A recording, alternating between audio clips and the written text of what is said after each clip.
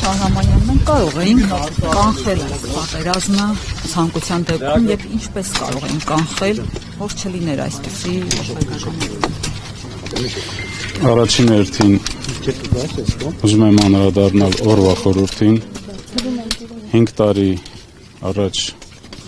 այսօր լուսաբացին Ադրբեջանի Հանրապետությունը լայնածավալ հարձակում է սկսել Արցախի դեմ, ունենալով մեկ նպատակ՝ տիրել Արցախին։ Եվ այսօր մեր հարգանքի տուրքն եք մատուցել 44-օրյա պատերազմի մեր բոլոր հայրենակիցներին, որոնք ընդունել են այդ հարվածը եւ իրենցից կախվածը արել են, որպեսզի կարողանանք կանգնեցնել Ադրբեջանի եւ ոչ միայն Ադրբեջանի, այլ ներգրաված բոլոր ուժերի այդ հարձակումը Արցախի նկատմամբ։ Ինչ վերաբերում է կարող էինք կանգնեցնել կամ խուսափել այդ պատերազմից, մենք տարիներ շարունակ տեղյակ եք, որ ձևավորված եղել Մինսկի խումբ, որը զբաղվում էր այդ հակամարտության կարգավորմամբ եւ տարիներ շարունակ լսում ենք վստահություններ, որ Արցախի հարցը ունի ռազմական լուծման տարբերակ։ Ցավոք սրտի, թե աշխարհում, թե ընդհանրապես փոխվել է իրավիճակը, իրադրությունը, տեսակետները եւ այսօր տեսնում ենք եւ ականատես ենք լինում, որ աշխարհում շատ ու շատ հարցեր լուծում են ուժի տարբերակով։ Իսկ ինչ վերաբերում է կարող էինք խուսափել, թե չէ, ինձ թվում է ես այդ հարցին այս բան չեմ կարող պատասխանել։ Պարոն Շահրամանյան, հիմա ասում են Հայաստանի ու Ադրբեջանի միջև այլևս խաղաղություն է։ Դուք ինչպես եք գնահատում այս խաղաղությունը, արդյոք սա իրական խաղաղություն է։ Մենք ողջունում ենք ցանկացած նախաձեռնություն, որ ուղղված է խաղաղության։ Դա կլինի Ադրբեջանի հետ, մեր հարևանների հետ, այլ հարևանների հետ։ Սակայն մենք մշտապես նշում ենք, որ արցախցիների հարցը պետք է ստանա համապատասխան լուծում։ Չի կարող այս հարցը համարվել լուծված, եթե արցախցին զրկված է իր հայրենիքից,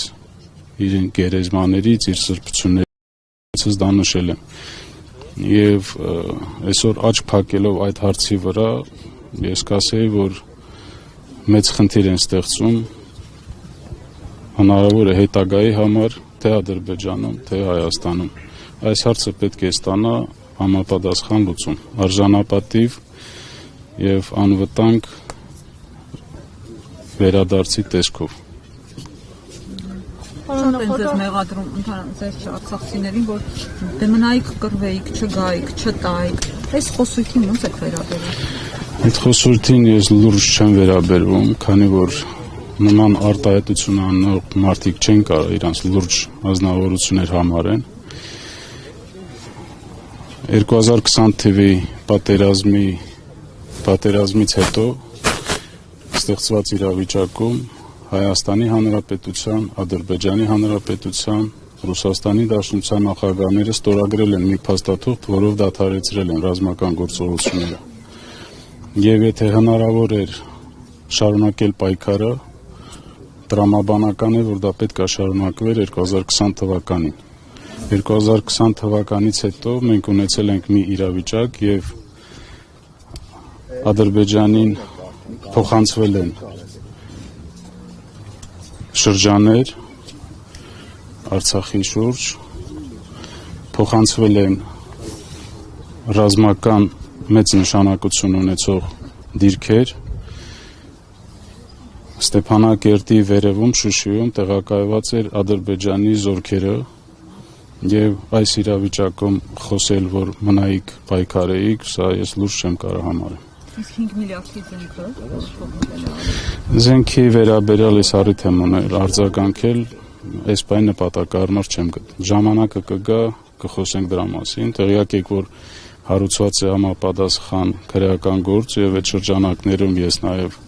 հրավիրվել եմ որպես վկա արձագանքելու եւ Պարոն նախագահ, դուք 44-օրյա պատերազմին չեք նախագահել, բայց այդուամենայնիվ ուժային կառույցի ղեկավար եք եղել։ Այդ տարիներին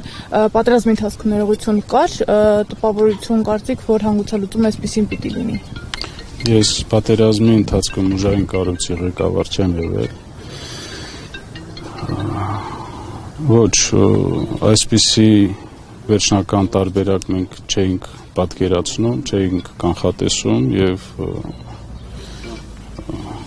իմ կարծիքով մենք